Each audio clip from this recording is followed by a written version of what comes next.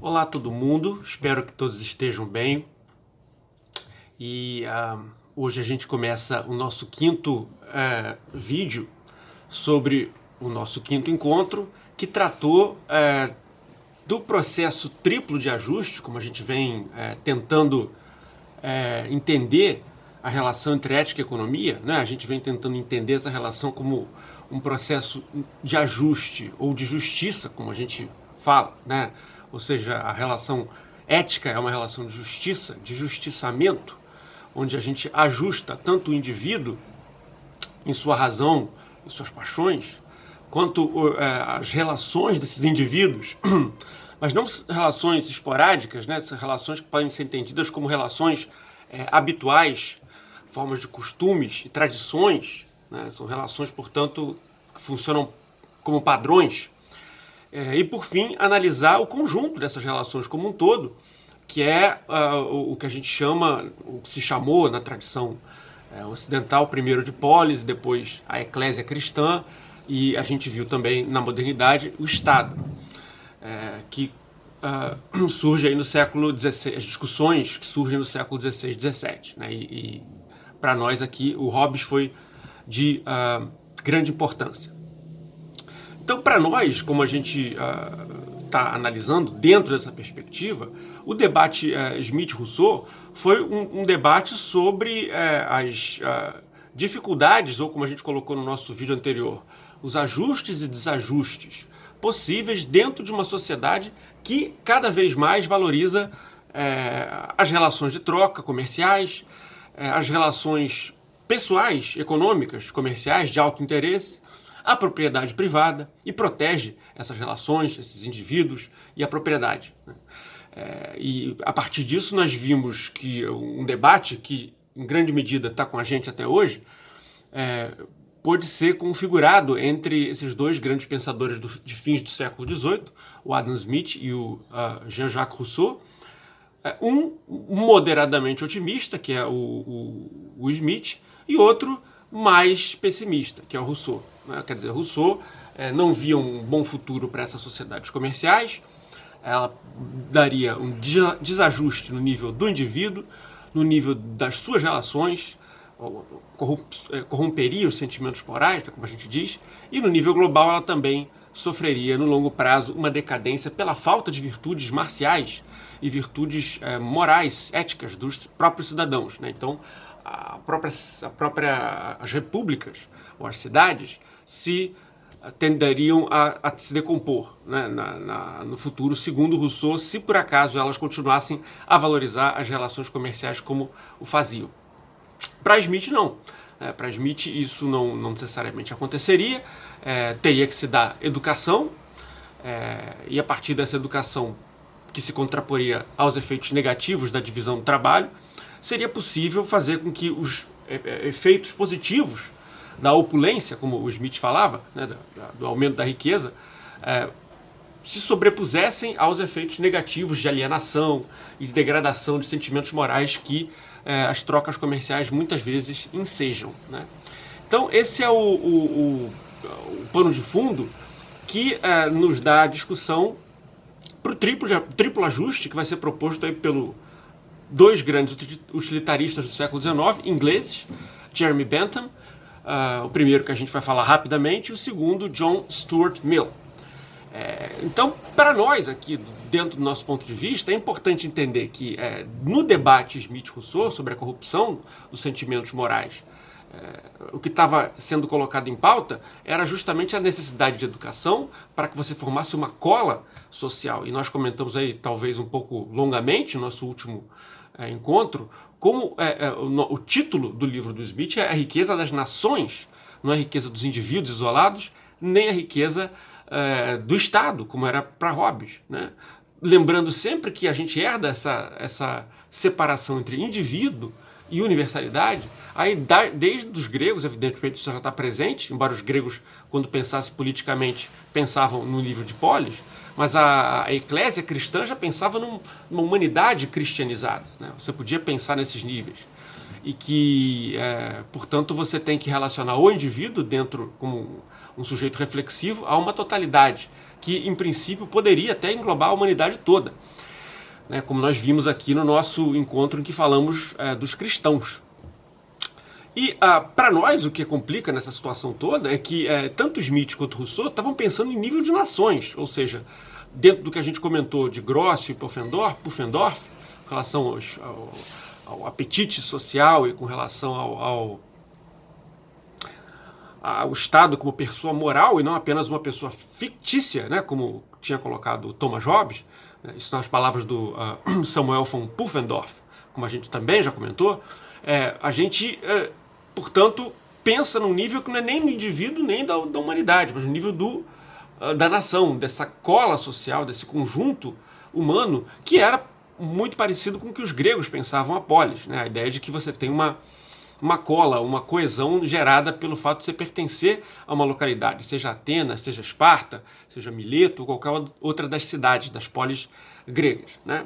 Então, para nós, aí começam as questões, principalmente porque na medida em que as relações comerciais se vão além das nações, justamente elas se internacionalizam, né? O sistema capitalista, né? Ou o sistema de liberdade natural, como Smith denominava, e saía da Inglaterra, para onde ele começou no final do século XVIII, ia para a Holanda, para a Bélgica, para os Países Baixos, né? Depois para a França, e começa a ir para a Suíça, depois muito lentamente para a Alemanha.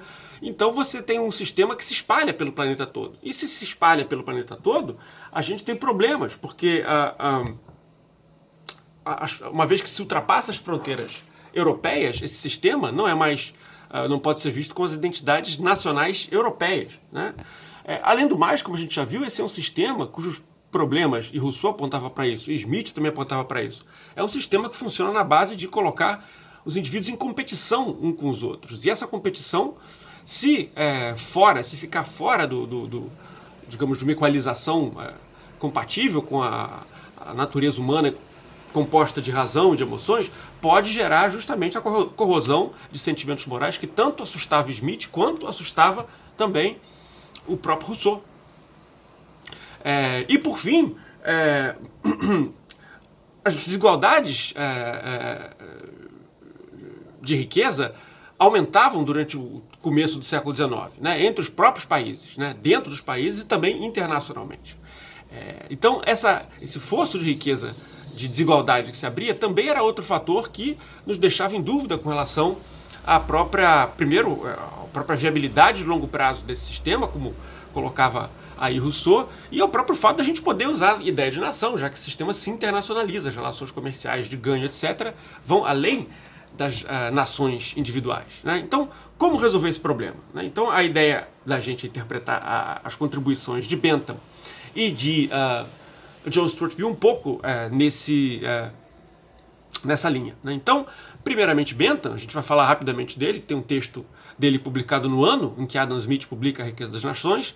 O texto do Bentham se chama Um Fragmento sobre o Governo, e ali ele explicitamente critica a ideia do governo como uma pessoa fictícia, né, como representante, teoricamente, do bem comum, da coletividade, né, que seria o bem moderno, que nós já vimos que tem uma cara muito biopolítica, no sentido de que o bem moderno é basicamente a gente proteger a vida humana e fazê-la prosperar, de alguma forma, né, prosperar no sentido material mesmo, né, uma vez que a pessoa está mais bem alimentada, mais bem protegida, ela tem menos chances de morrer. Então, embora a gente não possa falar muito sobre o que é esse bem comum que o Leviatã representa, fica ainda a ideia de que ele representa esse desejo de todos, da coletividade, de ter uma vida segura, uma vida menos vil, menos bruta, menos curta, né, como diria o Hobbes lá no Leviatã. Então, nessa crítica, portanto, a gente destrói a relação que tem aí, que a gente fizemos, entre a ideia de nação e de Estado. O Estado passa a ser visto não mais como um representante do bem comum, né, que daí justamente é o representante que, em certo sentido, ele se superpõe à ideia de nação. Portanto, a gente tem os Estados-nações, que foram criações europeias do século XVII. O Bentham sugere que o Estado pode ser nada mais do que aparelhos de governo, né? Então, aquela distinção entre Estado de um lado, nação de outro e governo de outro fica clara em Bentham. Bentham, ele assume que o Estado é governo, ou seja, o Estado nada mais é do que a soma de aparelhos de poder, de ministérios, de secretarias, de outros aparatos, instituições mesmo, físicas, que compõem o Estado. Então ele faz essa separação que era central para o Hobbes, por exemplo, distinguir. Uma coisa é a representação do bem comum, outra coisa são os aparelhos que a gente usa, né, para chegar a esse bem comum, coisa que também nós verificamos com Jean-Jacques Rousseau. Né, de uma coisa é a vontade geral, feita em assembleia, outra são os comissários, né, que executam essa vontade geral. Para Bentham, a gente não tem mais essa cisão. Para Bentham, a gente vai ter a ideia de o Estado funcionando simplesmente como um conjunto de aparelhos, né, que podem resolver aí os problemas de uma população. Agora já não se trata mais de um povo nacional, mas de uma população, e que também não tem mais aquele espírito de simpatia necessariamente que a gente tinha com o Smith, nem a pitié, né, a piedade russoniana, mas a gente tem simplesmente indivíduos que são movidos pelos dois grandes mestres. E aí a gente está falando do segundo texto do Jeremy Bentham, que a gente mencionou, quer dizer, o texto sobre o ensaio de legislação e moral, de 1789, publicado aí no ano da Revolução Francesa. Né? Bentham tem o costume de publicar textos em períodos importantes, como a gente está vendo. E nesse texto, quer dizer, nós não podemos mais nos fiar nessa cola social, mas basicamente no fato de que cada ser humano, individualmente, é movido por prazeres e por dores. E essas dores aí não têm, e nem prazeres, têm uma qualidade diferente, são puras...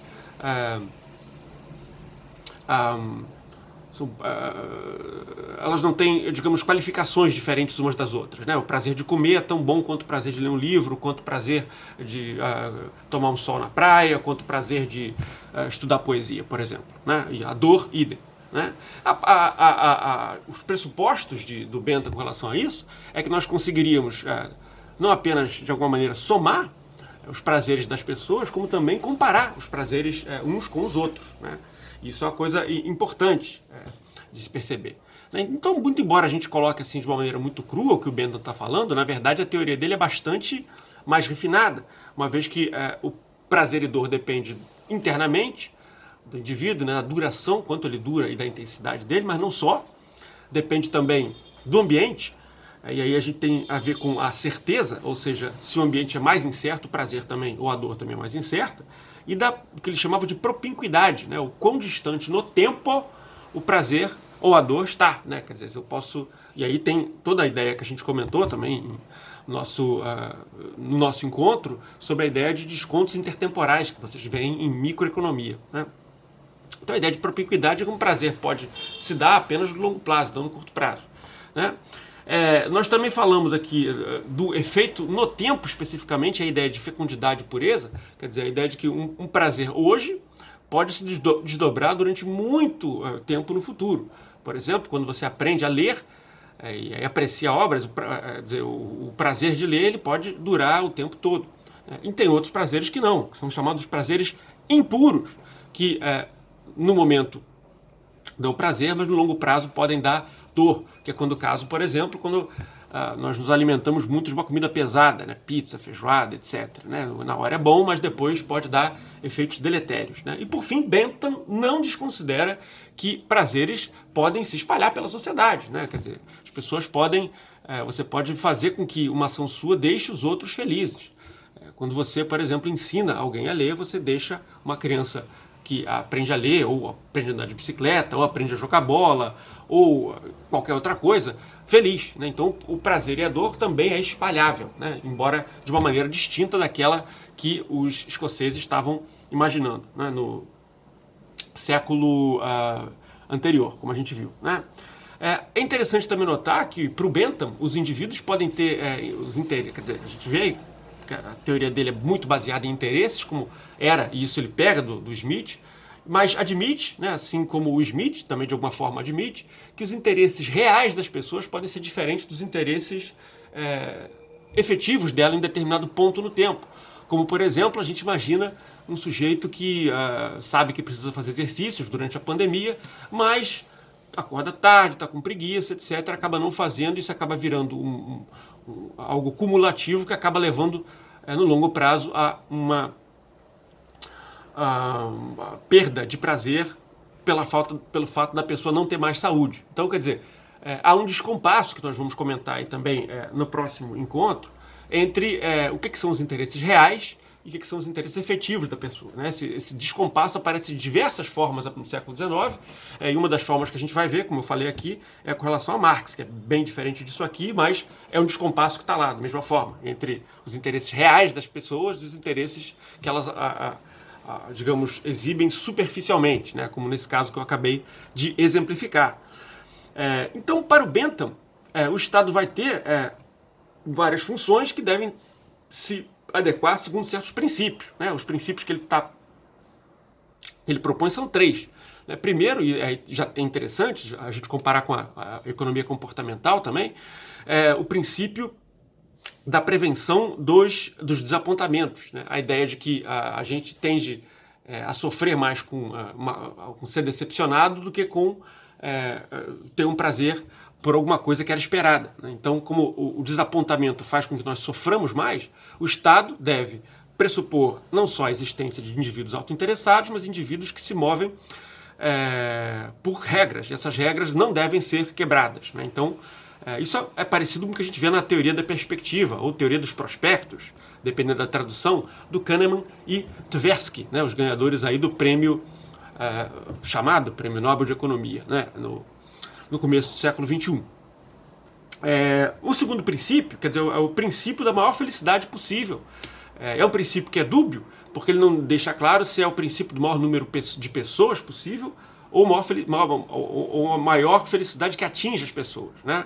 Como há uma defesa do Bentham pelas minorias, né, que a gente tem como minorias, pessoas, até pelos animais, como a gente já comentou, há que se entender esse princípio como sendo um princípio que a maior felicidade para o maior número possível de pessoas, né, que a felicidade atinge o maior número de pessoas.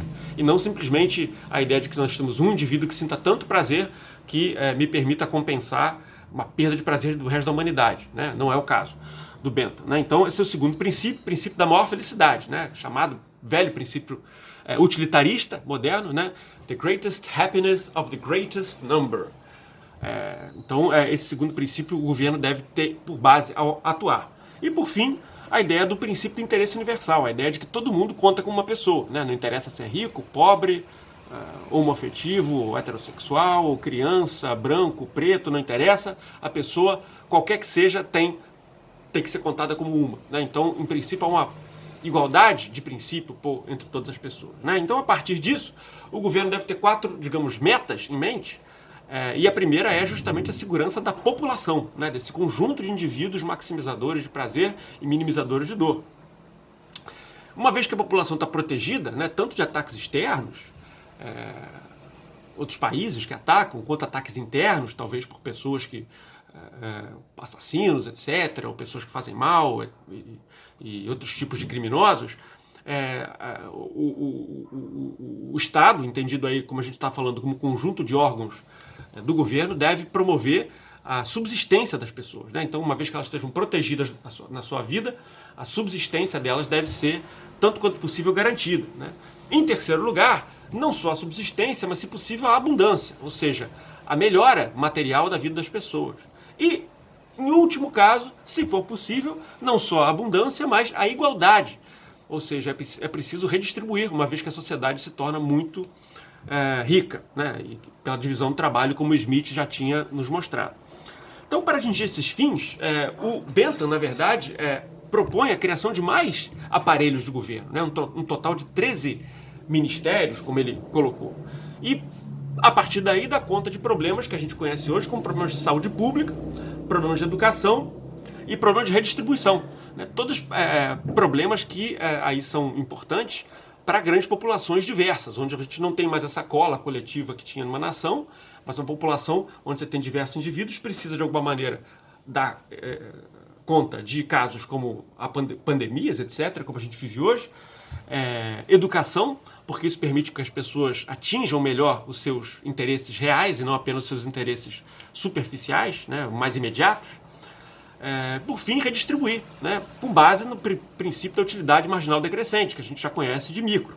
A gente sabe que por esse princípio, se a gente puder comparar as utilidades dos indivíduos, se a gente retira um pouquinho de um milionário e dá um pouquinho para um mendigo, a felicidade global aumenta, porque o milionário perde muito pouco prazer, se é que perde, e o mendigo ganha muito. Então, é um princípio que faz com que o Bentham defenda alguma redistribuição, né? E, por fim, a ideia de que o serviço público todo tem que ser transparente e controlado. E nisso ele se assemelha um pouco ao nosso Rousseau, né? A ideia de que os comissários também têm que ser vigiados para não haver a decadência da vontade geral pela força da vontade corporativa, como o Rousseau chamava, né? A corporação dos médicos, a corporação dos educadores, a corporação dos militares, a corporação de qualquer uma, pode puxar muito a sardinha para o seu lado. E nesse caso, ou confundir a vontade geral com a vontade de cada uma dessas categorias. Rousseau e Bentham também colocam a ideia da transparência como sendo central e a ideia da educação do serviço público para que se evite esse tipo de situação, né? Por fim, a gente tem que falar do Bentham, inevitavelmente, nas disciplinas. As disciplinas são muito importantes da gente comentar, porque elas são famosamente estudadas aí pelo Michel Foucault, no seu livro Vigiar e Punir, de 75, e também posteriormente, nos cursos do Collège de France da segunda metade dos anos 70, tratam de mostrar justamente que esse sistema que o Bentham desenha, que é o sistema do panóptico, né? A ideia de que a gente tem uma torre central que pode analisar e esquadrinhar o espaço-tempo de diversas pessoas, diversos membros dessa coletividade que a gente está chamando de população, para que a gente possa controlar de forma que eles ajam e mantenham padrões, para que suas ações sejam normalizadas, para que eles possam aí maximizar os seus prazeres e minimizar suas dores, né? E a análise histórica é bastante interessante, porque a ideia é que esse esquadrinhamento do espaço-tempo do panóptico veio, na verdade, dos próprios mosteiros medievais. Portanto, aí mais uma vez a importância da tradição cristã para a modernidade, né? Não só na ética protestante, como a gente já viu, a ética do trabalho duro, a ética da disciplina, a ética da pontualidade, a ética do ganho lento, né? Do ganho honrado, a gente pode colocar dessa maneira, mas também institucionalmente, pela figura dos mosteiros, da disciplina dos mosteiros, que passa primeiramente para as fábricas e depois para diversas instituições, como a escola, os hospitais, os exércitos e as fábricas, né? Então, todos esses pontos mostram como é importante a ideia do Bentham, né? Desse panóptico, né?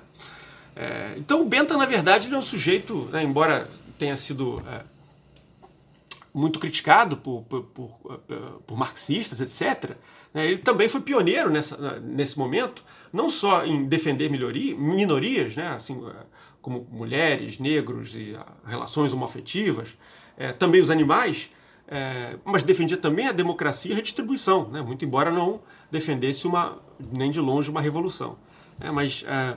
Então, a gente tem que talvez colocar em perspectiva a sugestão do Marx, né, de que Bentham seria um gênio da estupidez burguesa, né? Tem fatores aí, como por exemplo na própria teoria dele, que por exemplo vão de encontro à ideia de propriedade privada. Isso é uma coisa muito perigosa que nós vamos começar a falar agora com John Stuart Mill, né? Quer dizer, se vale a maior felicidade do maior número de pessoas possível, e se por acaso eu tenho um senhor dono de terra, herdeiro de um nobre que por acaso tem terras improdutivas, a teoria do Bentham muito me garante que eu vá lá e destrua aquela propriedade.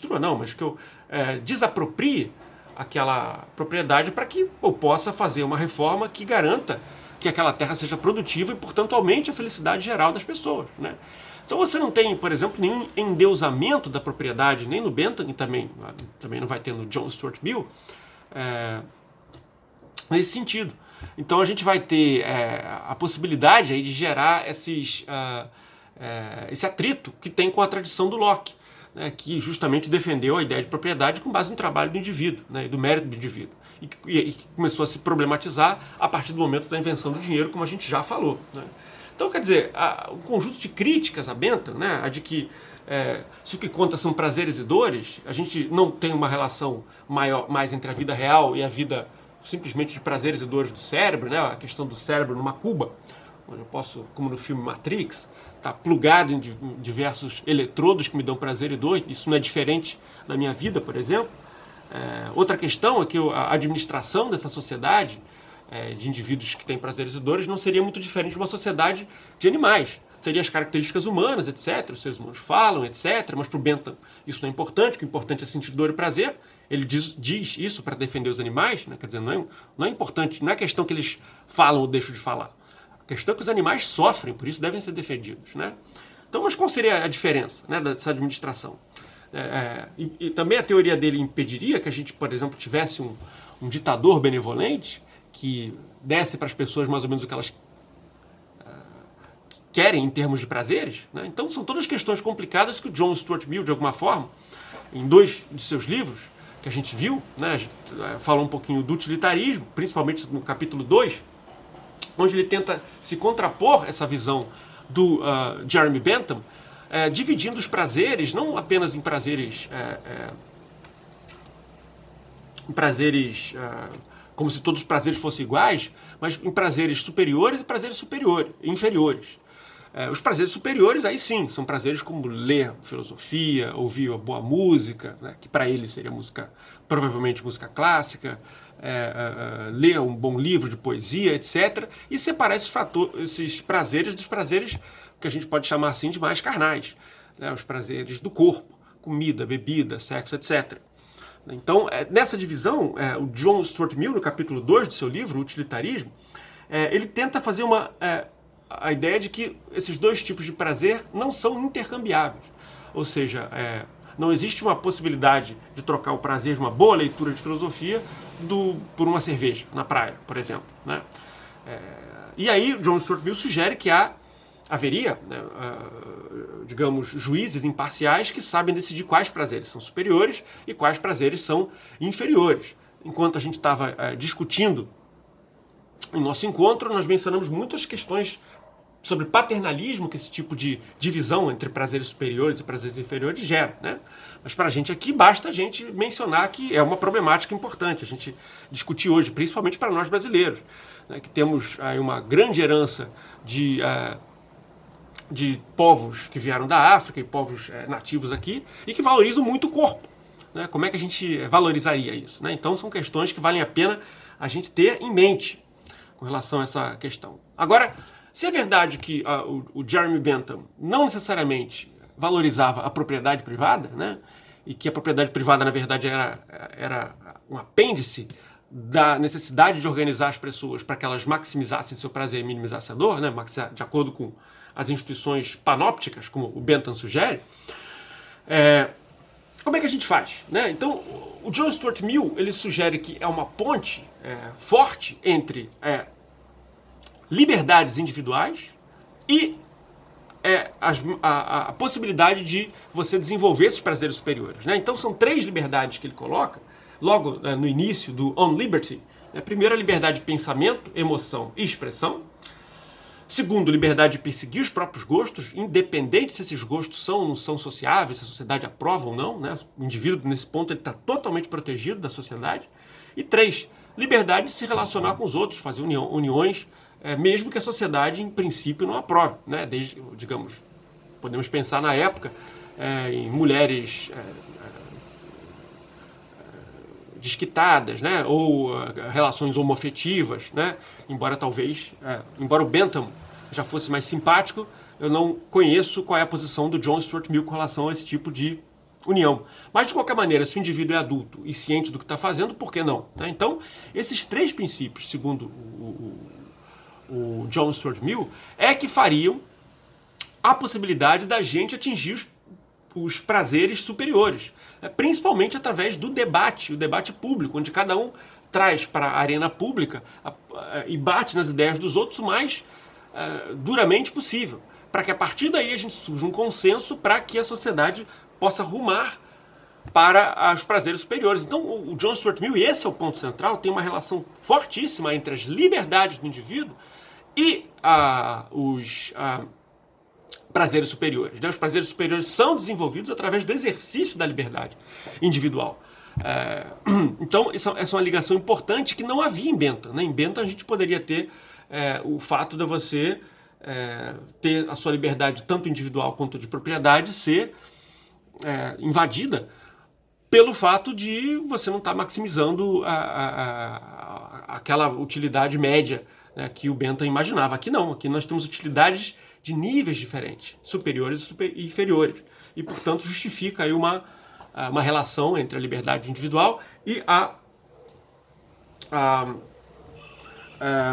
liberdade e os prazeres superiores. Né? Qual o papel da economia, portanto, aí? Né? Então a gente falou muito do livro 4, né, dos princípios de economia política do Bentham, do John Stuart Mill, né, o livro de 1848, publicado aí também no mesmo ano do Manifesto Comunista, né, e da Primavera dos Povos, né, um livro publicado, portanto, num ano bastante conturbado para a Europa Ocidental. Qual o papel da economia nesse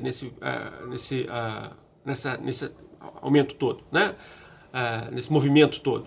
A ideia do John Stuart Mill seguindo Adam Smith e seguindo o Bentham, que o sistema dos interesses, né, o sistema de liberdade natural, promove realmente a divisão do trabalho, a opulência, e a partir da opulência nós podemos justamente ter ou desenvolver, em princípio, isso não que isso necessariamente vai acontecer, mas abre-se a possibilidade de você desenvolver esses prazeres superiores, uma vez que você não precisa mais labutar no dia a dia para simplesmente sobreviver, né, e reproduzir a sua própria família. Né? Então, o John Stuart Mill, nesse livro 4, tem uma teoria interessante, onde a sociedade pode ser entendida como desenvolvida bem à maneira do Auguste Comte, né, o filósofo francês positivista, de quem Mill também era um admirador, como a sociedade se desenvolvesse em 3 etapas. Né? Uma primeira, um estado selvagem, onde os prazeres são basicamente inferiores, onde a liberdade individual não é respeitada, as pessoas, o princípio do dano, como John Stuart Mill coloca, né, as pessoas acabam machucando umas às outras, machucando as propriedades umas das outras frequentemente, e, portanto, nesse nível a gente vai precisar de um Estado que entre com mais força, mesmo que seja para proteger um indivíduo um do outro. Né? Então, nesse caso, não se justifica as liberdades que o Mill coloca logo no início do On Liberty. Então você tem um estágio, depende do estágio de civilização que você se encontra. Né? Depois desse estado inicial, selvagem, onde a gente não tem o respeito nem às liberdades, e onde o Estado pode atuar de uma maneira mais atabalhoada, sem obedecer princípios gerais, nós temos um estágio que é o estágio das sociedades comerciais, que o Mill também não vê exatamente com os melhores olhos do mundo. Né? Ele tem algumas palavras bastante duras com relação a esse estágio, quando ele diz que as pessoas se acotovelam umas com as outras, na lida pelo dia a dia e trabalham sem parar. Isso é uma coisa, né? O homem econômico,